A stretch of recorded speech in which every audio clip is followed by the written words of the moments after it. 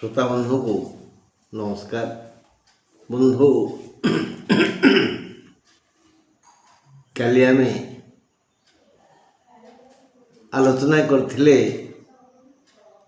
जे विक्रमादित्य नवरत्न मध्य जड़े ज्योतिष रत्न थिले वराहमिहिर जे 12 वर्ष बयस अंगार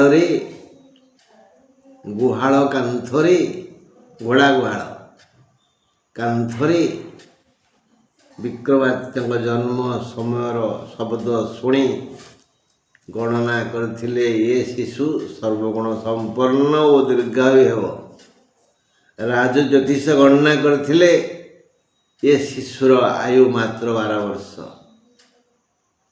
कालक्रमे सब जना पड़ा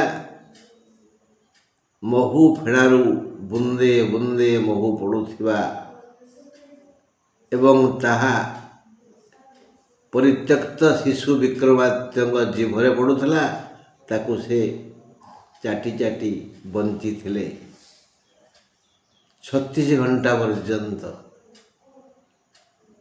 जेतेबेले ए खबर विक्रमादित्य माँ जाई कहले जे शिशु दीर्घायु कांदिबार आवश्यक नहीं, सेतेबेले एक बिजुली चहटी जाइथिला चमकी जाइथिला समस्त हृदय रे। शिशु कौन थिबो जाई देखिले अति आनंद रे गोड़ा हाथ बाड़े शिशु खेलुछि। तापरे शिशु को घर को आनी से शिशु विक्रमादित्य होते एवं से शिशु राजा हेले से वराहमिहिर को नवरत्न आसन देले। यही वराहमिहिर बहु खना पाखर से हारीगले बोली तो बहुर जीभ काटिया पुओ को बाध्य कले। ए विषय आम काली आलोचना करवा। आज आसवा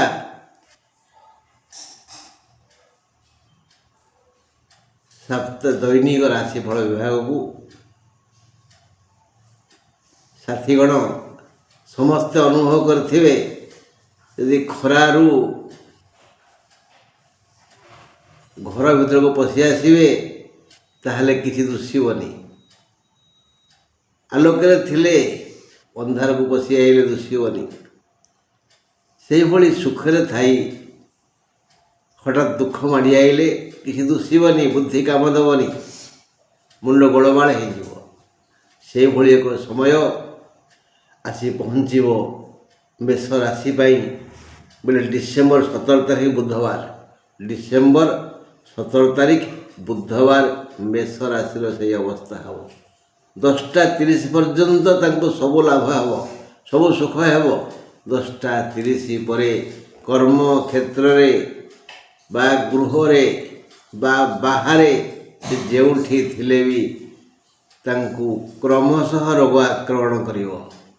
से महासुखरू महादुख को पेली होई ठेली होई पशि आसवे। सुख पर दुख भारी बाधे। आसो देखिबा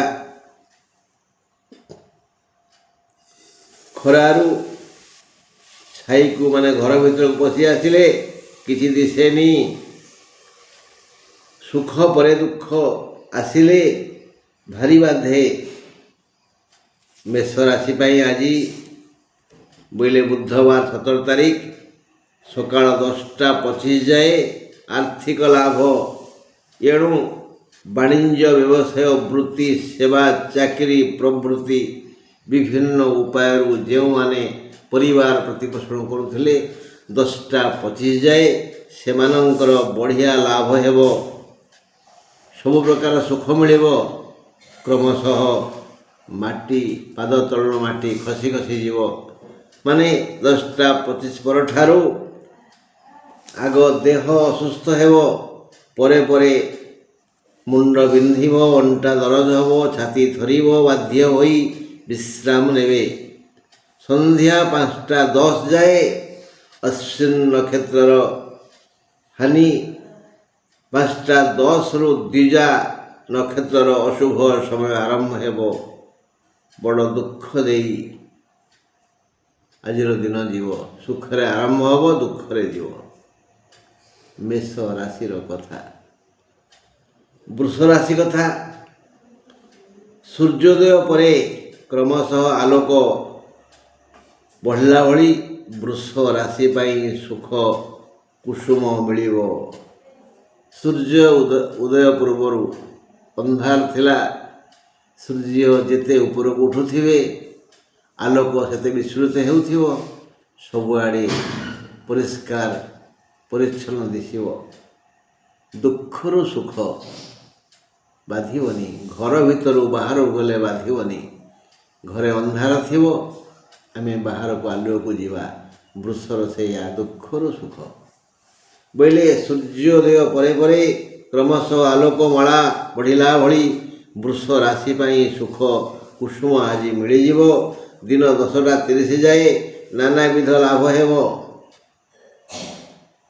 ତାହା ଅର୍ଥ, ବିଦ୍ୟା, ଧର୍ମ, ବନ୍ଧୁ, ଅଳଙ୍କାର ବା ଅନ୍ୟ କିଛି ଆକାରରେ ପାଖକୁ ଆସିବ। 10:30 ପରଠାରୁ ଆର୍ଥିକ ବିକାଶ ହେବ। ସର୍ବବିଧ ସୁବିଧା ମିଳିବ। ସବୁ ଅସୁବିଧାରୁ ଆମେ ଦୂରକୁ ପଳାଇ ଆସିବା। କାରଣ ନଥାଇ ମଧ୍ୟ ସୁଖ ମିଳିବ। ସୁଚିନ୍ତା ମୁଣ୍ଡକୁ ଆସିବ। ଦାହିକ ଦୁଃଖ ନାହିଁ। ମାତ୍ର ସନ୍ଧ୍ୟା 5:10 ଯାଏ କୃତ୍ତିକାର ଓ 5:10 ପରେ ରୋହିଣୀର ଅଶୁଭ ସମୟ ଆରମ୍ଭ ହେବ। ଯେହେତୁ ଶୁଭ ଦିନ ଆଉ ଏ ନକ୍ଷତ୍ର ଦୁଇଟିଙ୍କର ଅଶୁଭ ସମୟ ଆରମ୍ଭ ହେବ ସନ୍ଧ୍ୟା 5 ଯାଏ, ପୁଣି ସନ୍ଧ୍ୟା 5:10 5ଟା ପରଠୁ ହେଲେ ଏସବୁ ଆନନ୍ଦ କ୍ରମଶଃ ସୁଖ ସୁଖ ସୁଖ ଆସିବ। ଦିନଟି ବୃଷ ପାଇଁ ଭଲ, ସବୁ ଦିଗରୁ ଭଲ। ପାରିବାରିକ, ଆର୍ଥିକ, ଲୌକିକ, ସାମାଜିକ, ବୌଦ୍ଧିକ, ପାରମାର୍ଥିକ ସୁଖ ଆଜି ବୃଷ ରାଶିକି ମିଳିବ। ମିତ୍ର କଥା ଆଲୋଚନା କରିବା। ବୁଧବାର 17 ତାରିଖ। କଥାରେ ଶୁଣାଯାଏ, ଈଶ୍ୱର ଦେବାକୁ ଚାହିଁଲେ ଘର ପୁରିଯାଏ। ବିଧାତା ଚାହିଁବେ ଘର ପୁରିଯିବ। ବିଧାତା ଚାହିଁବେ ଘର ସରିଯିବ। ସମାୟାତି ଯଦା ଲକ୍ଷ୍ମୀ ନାରୀ କେଳ ଫଳା ଜଳାମ୍ବବତ୍ ବିନିର୍ଜ୍ୟତି ଯଦା ଲକ୍ଷ୍ମୀ ଗଜଭୁକ୍ତ କପିତ୍ଥବତ୍। ମାନେ ହାତୀ କଇଁଥ ଖାଏ, କଇଁଥ ହଗେ, କିନ୍ତୁ କଇଁଥ ଭିତରେ କିଛି ନଥାଏ। କଇଁଥ ଭିତରୁ ସେ ଶସ୍ୟ ସାମଗ୍ରୀ କେମିତି ହାତୀ ପେଟକୁ ଯାଏ ତାହା କେବଳ ବିଧାତା ଜାଣନ୍ତି। ଗୋଟମାରେ କ'ଣ ଜଳ ଥାଏ? ନଡ଼ିଆ ଗୋଟମାରେ ତା ଭିତରକୁ କେବେ କେମିତି ଜଳ ଆସେ, ସେ ପଇଡ଼ ହୁଏ, ସେ କଥା ବି ସେଇ ବିଧାତା ଜାଣନ୍ତି। ମିଥୁନ କଥା ଆମେ ବୁଝିବା। ମିଥୁନ କ'ଣ କହୁଛି, କ'ଣ ଚାହୁଁଛି? ନମସ୍କାର।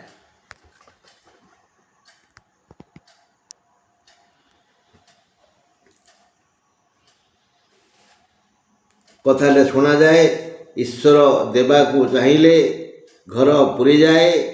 ଠିକ୍ ନଡ଼ିଆ ଗୋଟମା ଗର୍ଭକୁ ପାଣି ଆସିଲା ଭଳି, ପଇଡ଼ ହେଲା ଭଳି ସୁଖ ଆସିବ ମିଥୁନ ରାଶି ପାଖକୁ।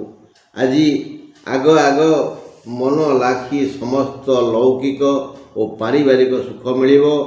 ଠିକ୍ ଦିନ 10:30 ଯାଏ। 10:30 ପରଠାରୁ ନାନାବିଧ ଲାଭ ହେବ। ବ୍ୟବସାୟୀ ପ୍ରଭୃତି ବୃତ୍ତିଧାରୀମାନଙ୍କର ଆର୍ଥିକ ବିକାଶ ହେବ। ସଂସାର ଡଙ୍ଗା ସେମାନେ ଠିକ୍ ଚଲେଇବେ। ସଂସାର ପାଇଁ, ପରିବାର ପାଇଁ, ଦେହ ପାଇଁ, ଏ ସମାଜ ପାଇଁ ଯାହା ଯାହା ଆବଶ୍ୟକ ତାଙ୍କୁ ସେ ଦ୍ରବ୍ୟ, ସେ ବସ୍ତୁ, ସେ ବ୍ୟକ୍ତି, ସେ ଗୁଣ, ସେ କ୍ରିୟା ଆଦି ଲାଭ ହେବ। କୃଷକମାନଙ୍କର ଭଲ ଅମଳ ହେବ। ଆଉ ସମସ୍ୟା କିଛି ନାହିଁ କହିଲେ ଚଳେ। ମାତ୍ର ସନ୍ଧ୍ୟା 5:10 ଯାଏ ମୃଗଶିରାର ଅଶୁଭ ସମୟ। ସନ୍ଧ୍ୟା 5:10 ପରେ ଆର୍ଦ୍ରା ନକ୍ଷତ୍ରର ଅଶୁଭ ସମୟ। ମାନେ ମିଥୁନର ବି ଭଲ।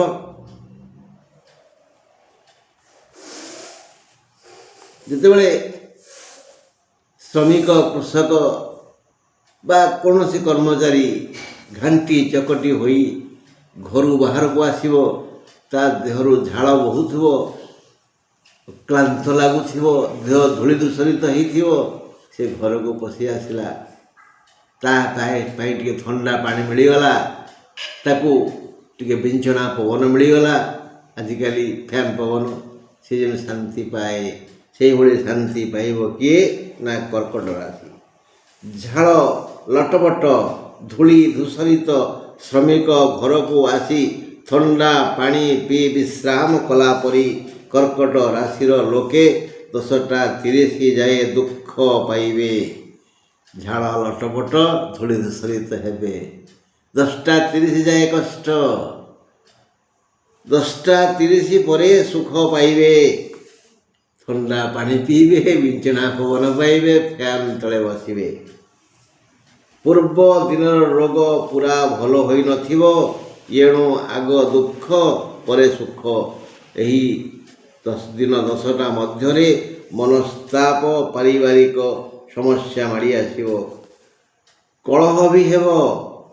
ତାପରେ ବ୍ୟାଧି ଧୀରେ ଧୀରେ କମିଯିବ, ବିବିଧ ସୁଖ ବ୍ୟବସ୍ଥା ହେବ, ଯାହା ପାଇ ଲୋକେ ଅତୀତର ଦୁଃଖକୁ ଭୁଲିଯିବେ।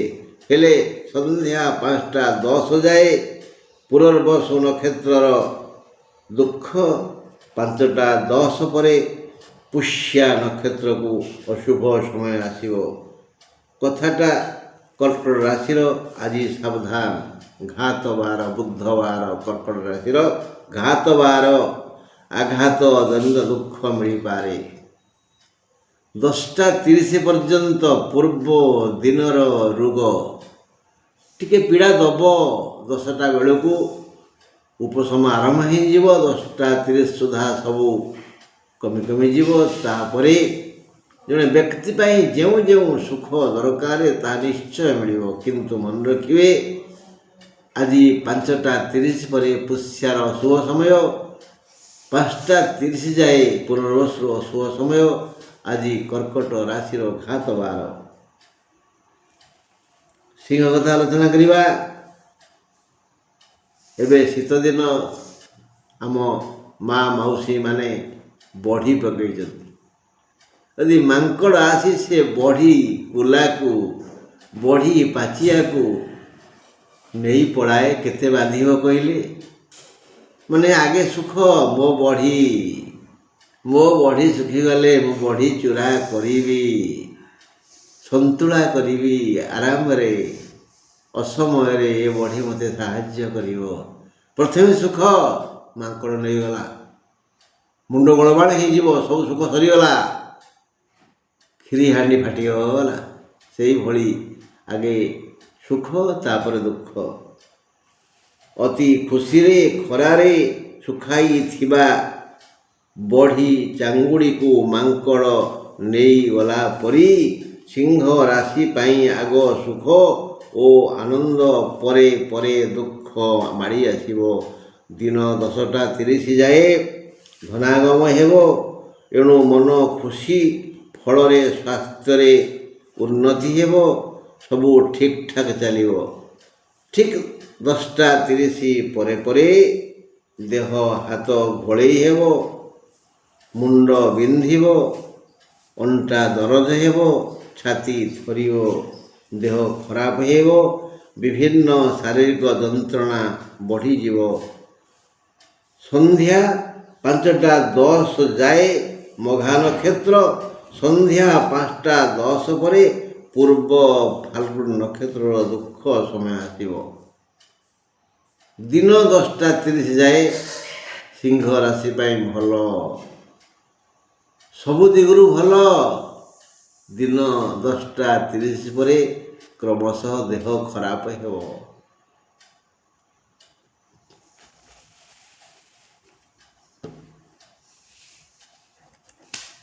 ଆମେ ସବୁ ଯାତ୍ରା ଦେଖୁଥିବା, ଅଭିନୟ ଚାଲିଛି, କିଏ କ'ଣ ଅଭିନୟ କରୁଛି? ହଁ, ପେଣ୍ଡାଲରେ ଜଣେ ବ୍ୟକ୍ତି ପାଗଳ ଅଭିନୟ କରି ସମସ୍ତଙ୍କ ଦୃଷ୍ଟିକୋଣରେ ଏକ ଘୃଣ୍ୟ ବ୍ୟକ୍ତିତ୍ୱର ପରିଚୟ ଦେଇଥିଲେ। ପାଗଳାଟା। ପରେ ଯେତେବେଳେ ପାଗଳ ଅଭିନୟ ସରିଗଲା, ସେଇ ବ୍ୟକ୍ତି ପୁଣି ନୂତନ ବେଶ ଧାରଣ କଲେ, ସିଏ ଆସି ମୁଖ୍ୟ ଅଭିନୟ କଲେ। ବ୍ୟକ୍ତିର ଚରିତ୍ର ପରିବର୍ତ୍ତନ ହେଲା। এই ଅଭିନୟ କରିବା ପାଇଁ ଆମେ ସମସ୍ତେ ଆସିଛେ ପୃଥିବୀ ନା। ସୁତରାଂ ଆଜି କନ୍ୟା ରାଶି ପାଇଁ ଦେଖିବା, ପେଣ୍ଡାଲରେ ଜଣେ ବ୍ୟକ୍ତି ଆଗ ପାଗଳ ଅଭିନୟ କରି ପରେ ମନୋରଞ୍ଜନ କଲା ଭଳି କନ୍ୟା ରାଶି ଲୋକେ ଦିନ 10ଟା 30 ଯାଏ ମାନସିକ ସନ୍ତୁଳନ ଭିତରେ ଘାଣ୍ଟି ହୋଇ ଅସ୍ଥିର ହୋଇ ଗୋଟେ ପାଗଳ ଭଳି ଅଭିନୟ କରିବେ। ମୁଣ୍ଡ କାମ ଦେବନି। ଦିନ 10ଟା 30 ଯାଏ ମାନସିକ ସନ୍ତୁଳନ ଭିତରେ ଘାଣ୍ଟି ଚକଟି ହୋଇ ଅସ୍ଥିର ମନୋଭାବରେ ଖାଲି ସମୟକୁ ବୃଥା ନଷ୍ଟ କରିବେ। ସାବଧାନ। 10ଟା 30 ପର୍ଯ୍ୟନ୍ତ କନ୍ୟା ରାଶି ଲୋକେ ସାବଧାନ ରହିବା ପାଇଁ ଜ୍ୟୋତିଷ କହିଲେ। 10ଟା 30 ଯାଏ, 10ଟା 30 ପରେ ବିଧାତା ସବୁ ରଙ୍ଗ ଧୋଇଦେବେ। ପରେ ପରେ ମନ ସ୍ଥିର ହେବ, ମୁହଁରେ ହସ ଫୁଟିବ, ଭାଇ ବନ୍ଧୁ ସମ୍ପର୍କରେ ଶାନ୍ତି ଆସିବ, ଧନାଗମ ହେବ, ଦେହ ଭଲ ହୋଇଯିବ। ଏହା ମନେ ରଖିବା ଉଚିତ ଯେ ସନ୍ଧ୍ୟା 5ଟା 10 ଯାଏ ଉତ୍ତର ଫାଲ୍ଗୁନୀ ନକ୍ଷତ୍ରର ଅଶୁଭ, 5ଟା 10 ପରେ ହସ୍ତା ନକ୍ଷତ୍ରର ଅଶୁଭ ହେବ। କନ୍ୟା କଥା। 10ଟା 30 ପର୍ଯ୍ୟନ୍ତ କନ୍ୟାର ଅଶୁଭ ମାନସିକ ଅଶାନ୍ତ ପରିବେଶ କଷ୍ଟ ଦେବ। ମାନସିକ ଅଶାନ୍ତ ପରିବେଶ, ମନ ମଧ୍ୟରେ ଝଡ଼ ସୃଷ୍ଟି ହେବ। 10ଟା 30 ପରେ ସବୁ ବଦଳିଯିବ। ବିଧି ବିଧାନ ବିଚିତ୍ର ପରା, ତାକୁ ଲଙ୍ଘନ କରିବ କିଏ? ଶାସ୍ତ୍ରକାର ସେଥିପାଇଁ କହିଛନ୍ତି 5 ଜଣଙ୍କର ନିନ୍ଦା କରିବନି। ପ୍ରଥମେ ହେଲେ ପିତାମାତା, ଦ୍ୱିତୀୟରେ ଗୁରୁ, ତୃତୀୟରେ ବ୍ରାହ୍ମଣ, ଚତୁର୍ଥରେ ଜ୍ୟୋତିଷ, ପଞ୍ଚମରେ କିଏ? ଭାବନ୍ତୁ ପରେ କହିବେ। ଆମେ ଏବେ ଆଲୋଚନା କରିବା ତୁଳା କଥା। ହାଡ଼ଭଙ୍ଗା ଜାଡ଼ରେ ଆମେ ଘୋଡ଼େଇ ହେଇ ଶୋଇଛେ। କେତେ ଆରାମ ଲାଗୁଛି। କମ୍ବଳ, ରେଜେଇ, କନ୍ଥା, ଚାଦର ଭିତରେ ଆମେ ଉଷୁମ ରହୁଛେ। ନିଦ ହେଇଯାଇଛି। କେହି ଜଣେ ଚଣ୍ଡାଳ ଆସିଲା, ଆମଠୁ ସେ ବସ୍ତ୍ର ଅପହରଣ କରି ନେଇଗଲା। ତାପରେ ଆମ ଅବସ୍ଥା କ'ଣ ହେବ? ସେଇଭଳି ସୁଖ ଶଯ୍ୟାରେ ଶୋଇଥିବା ତୁଳାରାଶିଙ୍କୁ ଦୁଃଖ ମାଡ଼ି ଆସିବ ଆଜି 10ଟା 30 ପରେ। ହାଡ଼ଭଙ୍ଗା ଜାଡ଼ରେ କମ୍ବଳ ରେଜେଇ ଘୋଡ଼ି ହୋଇ ଆନନ୍ଦ ପାଉଥିବା ଓ ସୁଖ ନିଦ୍ରାରେ ଶୋଇଥିବା, ମଜା ନେଉଥିବା ଲୋକଠାରୁ ଏହି ଶୀତ ବସ୍ତ୍ର ଅପହୃତ ହେଲେ ସେ ଯେଭଳି ବିକଳିତ ହୋଇଯାଏ ଏବଂ ତାର ସବୁ ସୁଖ ନିଦ୍ରା ଭାଙ୍ଗିଯାଏ, ସେହିଭଳି ତୁଳା ରାଶିର ଲୋକେ ଦିନ 10ଟା ଯାଏ ମହା ଆନନ୍ଦରେ, ଅଭୂତପୂର୍ବ ଆନନ୍ଦ ଲାଭ କରି ଉଲ୍ଲାସରେ କାଳ କାଟିବେ। ଅତି ଉଲ୍ଲାସରେ। ହଠାତ୍ ଲାଭ ହେବ ମାତ୍ର 10ଟା 30 ପରେ ପରେ ମନ ଅସ୍ଥିର ହେବ। ଅନୁଚିତ ଭାବନା ଆସି ମୁଣ୍ଡକୁ ବିଗାଡ଼ି ଦେବ, ବ୍ୟତିବ୍ୟସ୍ତ କରିବ। ଯେଣୁ ସନ୍ଧ୍ୟା 5ଟା 10 ଯାଏ ଚିତ୍ରା ନକ୍ଷତ୍ରର ଅଶୁଭ, 5ଟା 10 ପରେ ସ୍ୱାତି ନକ୍ଷତ୍ରର ଅଶୁଭ। ତେଣୁ ଜାଣି ଶୁଣି ଟିକେ ସତର୍କ ହେଲେ ଭଲ। ତୁଳା ରାଶିର ଦିନ 10ଟା 30 ଯାଏ ମହା ଆନନ୍ଦ, ଦିନ 10ଟା 30 ପରେ ମହା ଦୁଃଖ। ଏହା ଜାଣି ବିଚାରି କାର୍ଯ୍ୟ କରିବା ଉଚିତ। ବିଛାବାକୁ ଯିବା। ବୁଧବାର 17 ତାରିଖ। ଅନ୍ଧାରରୁ ଆଲୋକକୁ ଗଲେ ଶାନ୍ତି ଓ ସୁଖ ମିଳିଥାଏ।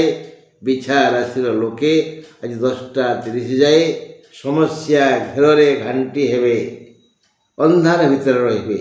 10ଟା 30 ପରେ ସ୍ୱାଧୀନ ଜୀବ ଭଳି ଏଣେ ତେଣେ ଡେଇଁ ବୁଲିବେ। 10ଟା 30 ଯାଏ ଘର ବାହାରକୁ ନଗଲେ ଭଲ। 10ଟା 30 ଯାଏ ଘର ବାହାରକୁ ନଗଲେ ଭଲ, କାରଣ ଦୁର୍ଘଟଣା ଭୟ ଅଛି ବିଛା ରାଶିର, ବୃଥା ବ୍ୟୟ ଯୋଗ ଅଛି ବିଛା ରାଶିର, ମନୋମାଳିନ୍ୟ ବି ହୋଇପାରେ ବିଛା ରାଶିର। ବୁଧବାର 17 ତାରିଖ କଥା କହୁଛି। 10ଟା 30 ପରେ ବିଶାଖା ନକ୍ଷତ୍ର ଆଗ, ପରେ ଅନୁରାଧା ନକ୍ଷତ୍ର। ମନ ଲାଖି ସୁଖ ପାଇବେ। ଆଗେ ବିଶାଖା ତାପରେ ଅନୁରାଧା। 10ଟା 30ରୁ ବିଶାଖାର ସୁଖ ସମୟ ଆସିବ। ସେ ମନ ଲାଖି ସୁଖ ପାଇବ, ଯାହା ଖୋଜୁଥିବ ତାହା ପାଇବ। ତା ପରେ ପରେ ଅନୁରାଧାକୁ ସେଇ ସୁଖ ସବୁ ମିଳିବ। ବିଛା ପାଇଁ ବଢ଼ିଆ ଦିନ। 10ଟା 30 ପରେ ସ୍ୱାସ୍ଥ୍ୟ ସମସ୍ୟା ନାହିଁ, ଆର୍ଥିକ ଦୁଃଖ ଦୂର ହେବ।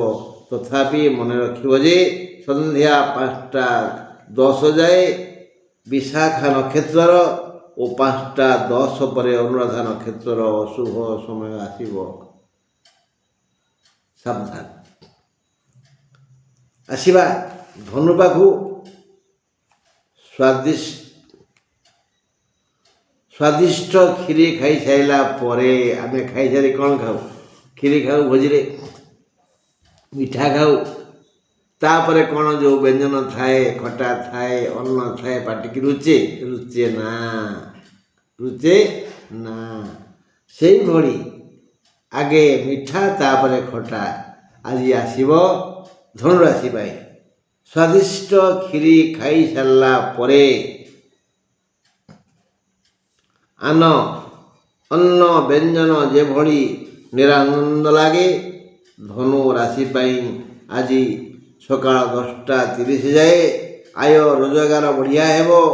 ଖାଦ୍ୟ, କର୍ମ, କର୍ତ୍ତବ୍ୟ, ସୁଖ ପ୍ରତି ଆଦର ଆସିବ। ସବୁ ପ୍ରକାର ଆନନ୍ଦ ମିଳିବ। ସୁସମାଚାର ଶୁଣି ଆମୋଦିତ ହେବେ। ପରେ ପରେ ବ୍ୟୟ ବଢ଼ିଯିବ। ବୃଥା ଯୁକ୍ତି ତର୍କରେ ସମୟ ଯିବ। ଦେହ ମୁଣ୍ଡ ଅସୁସ୍ଥ ହେବ। ପୁଣି ସନ୍ଧ୍ୟା 5ଟା 10 ଯାଏ ମୂଳାର ମନ୍ଦ ସମୟ ଓ 5ଟା 10 ପରେ ପୂର୍ବାଷାଢ଼ା ନକ୍ଷତ୍ରର ଅଶୁଭ ସମୟ ଆରମ୍ଭ ହେବ। ଏଣୁ ଜଗି ରଖି ଚଳିଲେ ଭଲ। 10ଟା 30 ଯାଏ ବଢ଼ିଆ କ୍ଷୀରି ଖାଇବାରେ ଲାଗିବ। 10ଟା 30 ପରେ ସବୁ ଆମ୍ବିଳା ଲାଗିବ, ଭଲସେ ହେବ ନାହିଁ। ଧନୁକଥା ସରିଲା। ମକର ପାଖକୁ ଯିବା। 2ଟା ଶୁଭ ଖବର ଗୃହସ୍ଥ ଶୁଣିଲେ। କ'ଣ ଶୁଣିଲେ? ଗର୍ଭ କଷ୍ଟ ଭୋଗୁଥିବା ବୋହୂ ପୁଅଟିଏ ଜନ୍ମ କରିଛି। ଆଉ ଗୋଠରେ ଥିବା ଗାଈ ଗୋଟିଏ ମାଇ ବାସୁ ଜନ୍ମ କରିଛି। ଗୋଠ ପାଇଁ ମାଇ, ଘର ପାଇଁ ଅଣ୍ଡିରା, ବଂଶ ବୃଦ୍ଧି ପାଇଁ।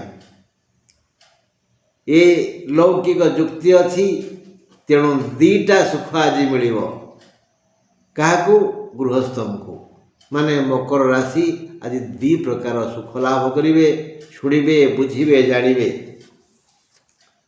2ଟା ଶୁଭ ଖବର। ଗାଈ ପ୍ରସବ କରିଛି ମାଇ ବାଛୁରୀ। ଆଉ ଘରକୁ ଆସିଗଲା ବଂଶ ରକ୍ଷକ କୁଳ ନନ୍ଦନ ସୁପୁତ୍ର। ଏ ଖବର 2ଟି ଗୃହସ୍ଥଙ୍କ ପାଇଁ ଯେତେ ପ୍ରଫୁଲ୍ଲ, ଯେତେ ଆନନ୍ଦ ଆଣିଦେବ, ସେ ଯେତେ ପ୍ରଫୁଲ୍ଲିତ ହେବେ। ଠିକ୍ ସେହିପରି ମକର ପାଇଁ 2 ପ୍ରକାର ଶୁଭ ସମାଚାର ଅଛି। 10ଟା 30 ଯାଏ କର୍ମ ସୁଖ। 10ଟା 30 ପରେ ଅର୍ଥ ସୁଖ। ମାନେ 24 ଘଣ୍ଟା ସେମାନେ କାମରେ ଲାଗିବେ, ତାଙ୍କୁ ବିଧାତା ଅର୍ଥ ସୁଖ ଦେବ। 10ଟା 30 ଯାଏ କର୍ମ ସୁଖ, 10ଟା 30 ପରେ ଅର୍ଥ ସୁଖ। ମକର ରାଶିର କର୍ମଠ। ପଦେ ଲେଖା ହେଲା ଏଇଠି। ଆଉ ସମସ୍ତିକି ମିଳିବନି, ମିଳିବ ଯେଉଁମାନେ କର୍ମଠ, କର୍ମରଙ୍କ, କର୍ମପ୍ରିୟ, କର୍ମ ମୋହର ନିଜ ଗୁରୁ। ଆଉ ଯେଉଁମାନେ ଅଳସ, ଠକ, କର୍ମକୁଣ୍ଠ, ସେମାନଙ୍କ ପାଇଁ ସୁଖ ନାହିଁ। ତା ବି ଲେଖା ହେଇଛି ଯିଏ କର୍ମଠ ମକର ରାଶିର ଯିଏ କର୍ମଠ କର୍ମରଙ୍କ ବ୍ୟକ୍ତି ସେମାନଙ୍କୁ ନିଜ କର୍ମ ଓ କର୍ତ୍ତବ୍ୟ ପ୍ରତି ସଜାଗ ରହି କର୍ମ କ୍ଷେତ୍ରରୁ ଧନ ମାନ ଯଶ ଆଦର ସ୍ନେହ ପ୍ରୀତି ପ୍ରେମ ପାଇବେ। 10ଟା 30 ପରେ ଆୟ ପନ୍ଥା ଖୋଲିଯିବ, ବିଭିନ୍ନ ମାର୍ଗ ଦେଇ ଧନ ଆସିବ। ବ୍ୟବସାୟୀଙ୍କ ପରି ଯେଉଁମାନେ ବିଭିନ୍ନ ବୃତ୍ତି କରି ପରିବାର ପ୍ରତିପୋଷଣ କରୁଛନ୍ତି ସେମାନେ ଯଥେଷ୍ଟ ବେଶୀ ଲାଭ କରି ମହାନନ୍ଦିତ ହେବେ। କୃଷକଙ୍କର ଆଜି ଭଲ ଅମଳ ହେବ, ସମସ୍ୟା କିଛି ନାହିଁ। ସୁଖରେ ସୁଖରେ ମକର ରାଶିଙ୍କର ଦିନ ଆଜି ଯିବ। ହେଲେ ସନ୍ଧ୍ୟା 5ଟା 10 ଯାଏ ଉତ୍ତରାଷାଢ଼ର ମନ୍ଦ ସମୟ, 5ଟା 10 ପରେ ଆଉ କେଉଁ ନକ୍ଷତ୍ରର ବି ଅଶୁଭ ସମୟ ନାହିଁ। କେବଳ 5ଟା 10 ପର୍ଯ୍ୟନ୍ତ ଉତ୍ତରାଷାଢ଼ ମକରର ଅଶୁଭ ସମୟ। କୁମ୍ଭବାକୁ ଯିବା।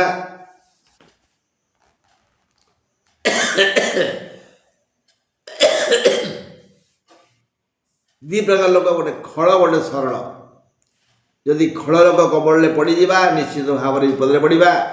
ଯଦି ସରଳ ଶାନ୍ତ ବ୍ୟକ୍ତି ପାଖକୁ ଯିବା ତାହେଲେ ସୁଖ ପାଇବା। କୁମ୍ଭ ରାଶି ଆଗେ ଖଳ ଲୋକ କବଳରେ ପଡ଼ିବେ, ତାପରେ ସରଳ ଲୋକ ପାଖକୁ ଯିବେ। କ'ଣ ଲେଖିଲା?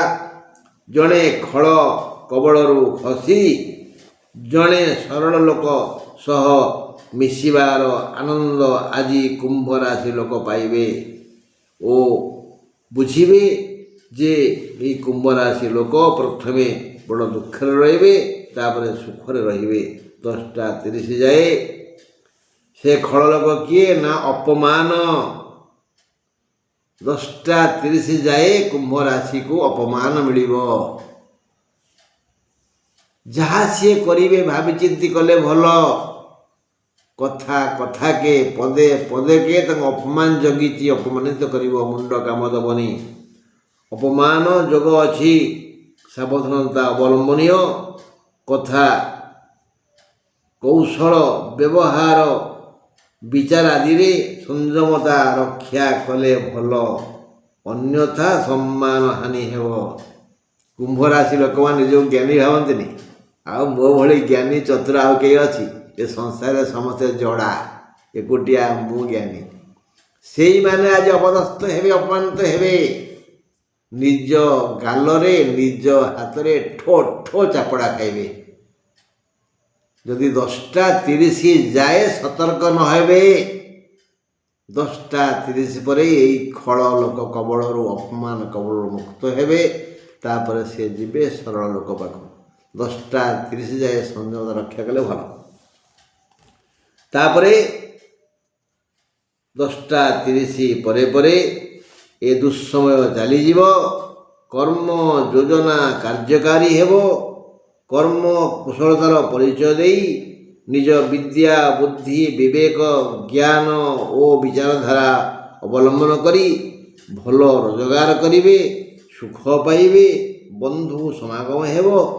ଜଣେ ବ୍ୟକ୍ତି ପାଇଁ ଯେତେ ପ୍ରକାର ଆନନ୍ଦ ଆସିବା କଥା 10ଟା 30 ପରେ ଚେଷ୍ଟା ବଳରେ ବିଧାତାଙ୍କ ଆଶୀର୍ବାଦରେ ସେ ସମସ୍ତ ସୁଖ ମିଳିବ। ସାବଧାନ ରହିବେ। ସନ୍ଧ୍ୟା 5ଟା 10 ଯାଏ ଧନିଷ୍ଠା ନକ୍ଷତ୍ରର ଅଶୁଭ, 5ଟା 10 ପରେ ଶତଭିଷା ନକ୍ଷତ୍ରର ଅଶୁଭ ସମୟ ଆରମ୍ଭ ହେବ। ହେଲା, ମୀନ କଥା ବୁଝିବା। ମାଛଟାକୁ ଧରିଥିଲା କେଉଟ ପାଣି ଭିତରେ, ତା ହାତରୁ ସେ ଖସିଗଲା। ଭାବିଲା ବଞ୍ଚିଗଲି, ଆଉ ଗୋଟିଏ କେଉଟ ଜାଲ ପକାଇଦେଲା, ତା ଜାଲ ଭିତରେ ପଶିଗଲା। ମାନେ ଗୋଟିଏ ଦୁଃଖରୁ ଆଉ ଗୋଟିଏ ଦୁଃଖକୁ ଗଲା ଭଳି ମାଛ। ମୀନ ରାଶିର 24 ଘଣ୍ଟା ଆଜି ଦୁଃଖ ପରେ ଦୁଃଖ। ଏ ଦୁଃଖରୁ ମୁକ୍ତି ପାଇଲେ ଆଉ ଗୋଟିଏ ଦୁଃଖ। କେଉଟ ହାତରୁ ଖସି ଅନ୍ୟ ଏକ ଜାଲରେ ପଡ଼ିଗଲା ଭଳି ଛଟପଟ ହେଉଥିବା ମାଛ ପରି ମୀନରାଶି ଆଜି ଗୋଟିଏ ଦୁଃଖରୁ ମୁକ୍ତି ପାଇ ଉଦ୍ଧାର ପାଇ ଆନ ଏକ ଦୁଃଖରେ ପଡ଼ିଯିବା ଭଳି ସମୟ ଆସିବ। ଆଜି ମୀନ ରାଶି ପାଇଁ ଆଦୌ ଭଲ ନୁହଁ। 10ଟା 30 ଯାଏ ସ୍ୱାସ୍ଥ୍ୟ ସଙ୍କଟ, ଦେହ ରୋଗାକ୍ରାନ୍ତ ହେବ। 10ଟା 30 ଯାଏ ସ୍ୱାସ୍ଥ୍ୟ ସଙ୍କଟ ମାନେ ଦେହ ରୋଗାକ୍ରାନ୍ତ ହେବ। ଅବଶ୍ୟ 10ଟା ବେଳକୁ ଉପଶମ ହୋଇଯିବ। 10ଟା 30 ପରେ ସେ ସବୁ ପ୍ରକାର ସୁସ୍ଥତା ଅନୁଭବ କରିବେ। କିନ୍ତୁ ତାପରେ 10ଟା 30 ପରେ ସମ୍ମାନ ହାନି ଯୋଗ ଆସିବ। ଜଗି ରଖି ମାପିଚୁପି ଆଚାର ବିଚାରରେ, ଚାଲିଚଳନରେ, କଥାବାର୍ତ୍ତାରେ ସଂଯମତା ରକ୍ଷା ନ କଲେ ଅପମାନିତ ହେବେ। ଅନ୍ୟଥା ସମ୍ମାନ ହାନି ହେବ। ସମ୍ମାନକୁ ସୁନା ସହ ତୁଳନା କରାଯାଏ। ସମ୍ମାନ ସୁନା ଚୂନା ହେଇଯିବ, ଟିକଟିକ ହିଁ ହାତରୁ ଖସିଯିବ। ଆଲୋ ସଖୀ ଆପଣା ମହତ ଆପେ ରଖି। ଆଗେ ରୋଗ ମାନେ କେଉଟ ହାତରେ ମାଛ ପଡ଼ିଲା, ପରେ ସମ୍ମାନ ହାନି ଜାଲରେ ପଡ଼ିଗଲା। ତେଣୁ ମୀନ ରାଶିର ସମସ୍ତ ବ୍ୟକ୍ତି 10ଟା 30 ପରେ ମୌନ ରହିବା ଉଚିତ, ନହେଲେ ଅସୁବିଧା ହେବ। ତଥାପି ଆଉ ଗୋଟିଏ କଥା ଅଛି କ'ଣ, ଯେ ସନ୍ଧ୍ୟା 5ଟା 10 ଯାଏ ପୂର୍ବଭାଦ୍ର ନକ୍ଷତ୍ରର ଅଶୁଭ ସମୟ, 5ଟା 10 ପରେ ଉତ୍ତର ଭାଦ୍ର ନକ୍ଷତ୍ରର ଅଶୁଭ ସମୟ ଆସିବ। ସାବଧାନ। ବନ୍ଧୁ ଆଜି ପାଇଁ ଏତିକି। କାଲିକି ଆମେ ଆଲୋଚନା କରିବା ସେ ଖନା କିଏ, ସେ ବରାହମିହିରଙ୍କର ବୋହୂ ହେଲେ କାହିଁକି, କେତେବେଳେ କେମିତି ସେ ହାରିଲେ। ଆଉ ତା ବି ମନେ ରଖିବା, କେବେ ବି ବ୍ରାହ୍ମଣଙ୍କୁ, ପିତାମାତାଙ୍କୁ, ନିଜ ଗୁରୁଙ୍କୁ, ଜ୍ୟୋତିଷଙ୍କୁ ଏବଂ ଦେବତାଙ୍କୁ ନିନ୍ଦା କରିବାନି। ସବୁବେଳେ ନିଷ୍ପତ୍ତି ନେବା। କେହି ଆମକୁ ସୁଖ ଦିଏନି କି ଦୁଃଖ ଦିଏନି। ଆମ କର୍ମ ଆମକୁ ସୁଖ ଦିଏ ଆଉ ଦୁଃଖ ଦିଏ।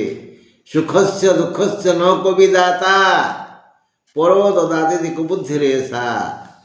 ଅନ୍ୟ ପାଇଁ ମୁଁ ସୁଖ ପାଇଲି କି ଦୁଃଖ ପାଇଲି, ଏ ବୁଦ୍ଧି ହେଉଛି ମନ୍ଦ ବୁଦ୍ଧି। ଆମେ ଯେମିତି କର୍ମ କରିବା ସେମିତି ଫଳ ଭୋଗିବା। ଯିଏ ନିଆଁ ଗିଳେ ସିଏ ଅଙ୍ଗାର ହଗେ। ରହିଲି ବନ୍ଧୁ, ଆଜି ଏତିକି। ନମସ୍କାର।